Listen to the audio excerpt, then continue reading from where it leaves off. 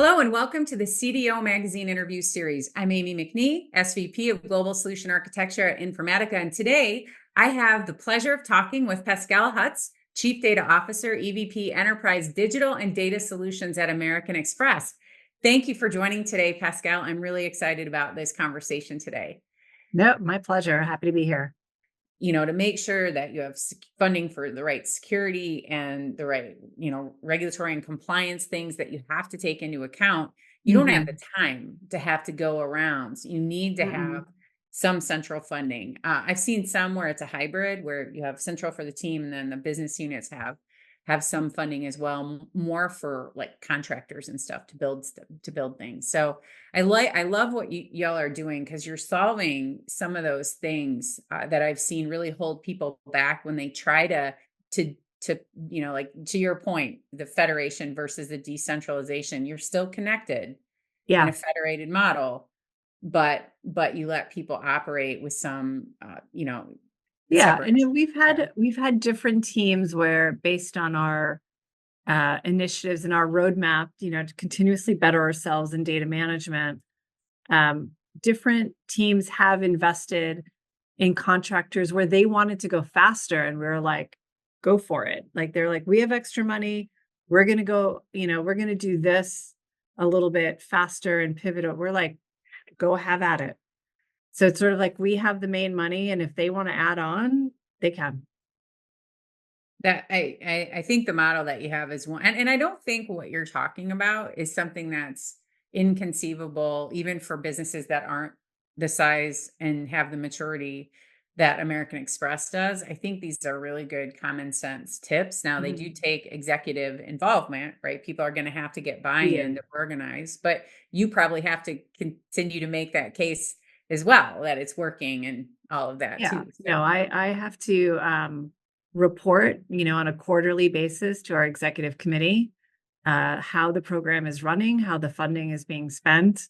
And every year, I don't go hat in hand, but I have to go more with my basket to the executive team and say, I'd like the same, please. But it's a much easier conversation, because it's like a one discussion about data, and then we make decisions and then we move on. Yeah. We talked a little bit about the commonality that you can find amongst the different business units in a federated model. Do you have any tips for how do you keep that conversation going between the different business units so you can identify where there are common needs and then optimize the cost associated with building them? Yeah, so we do our investment planning centrally, and it's not just for data, we do it for everything. So it comes up naturally in those conversations, and we talk about, okay, we get the whole federated data office owners together, and it's like, all right, what is everybody working on? What do we need? And especially if we have the centralized platform, it's like, okay, what is working? What isn't working? What does everybody want to do?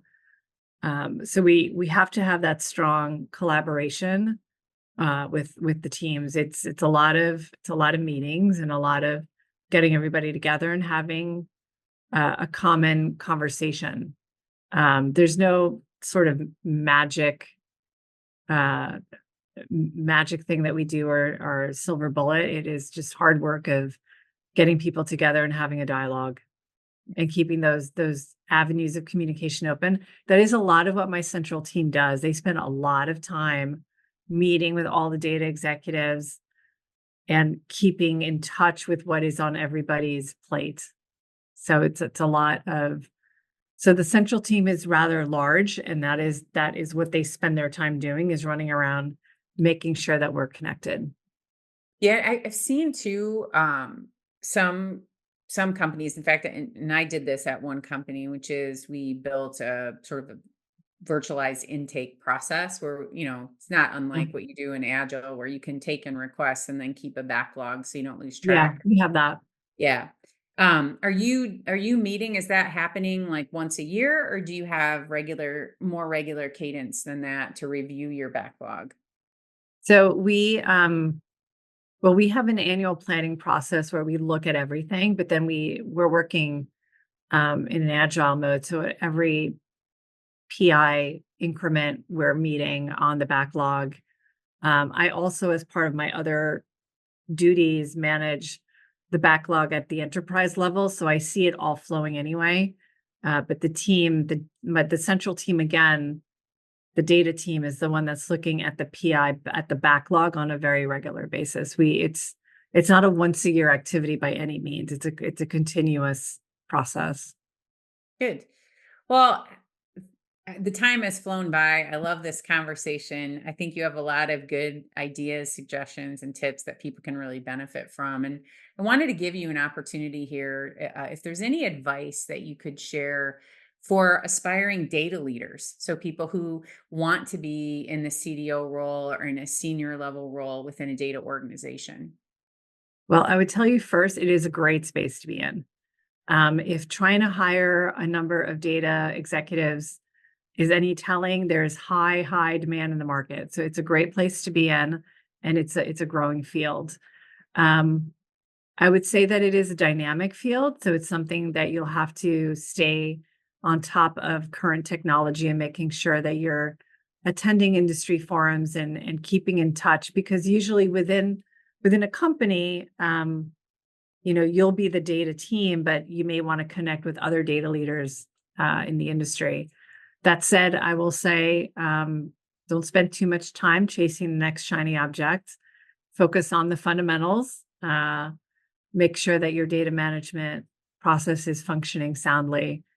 But again, I think it's a great place to be in, and a wonderful place if you're just starting out in your career, a great place to start. I don't regret any of the role changes that I did. I think it was amazing. I think your point is really good. Like the idea, you cannot be in any technology field today without having the continuous learning mindset. And I think that's great advice for people who are getting into this, and you have to continue to be curious. So, and then the other idea of saying, expand your network. I think Yeah. sometimes I know for me, it's always a little bit hard, right? Of taking the time and making sure that you're reaching out to people and listening for other ideas. You don't always have to invent everything from scratch, right? That people have Yeah. done things. Yeah. Absolutely. And whenever I talk to somebody who is a CDO at another company, it's also refreshing to know that things that I'm struggling with, they're usually struggling with too. The CDO role has not been a well-defined role. So everybody does it a little bit differently, and you can learn a lot by talking to different people. So I definitely echo that.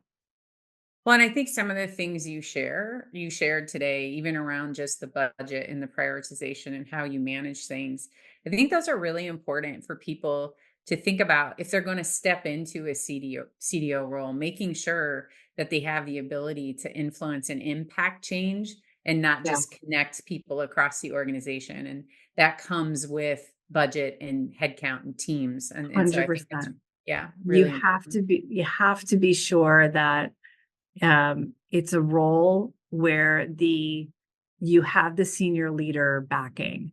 Otherwise, it's a very difficult place to be. Um, you want to make sure that the senior leadership is going to set you up for success and allow you to have that budget and allow you to have that authority to make changes. 100% that is really key, and not, unfortunately, not always the case. You got to look for that when you're looking at roles. Yeah, I think that's a really important factor, and we have to be picky sometimes when we take a role. So, Yep. well, look, Pascal, I can't thank you enough for joining me My today and pleasure. sharing all of the experiences that you have and the insights with the audience. So, thank you very much. Uh, Please visit cdomagazine.tech for additional interviews. Thanks for joining us today, and enjoy the rest of your day.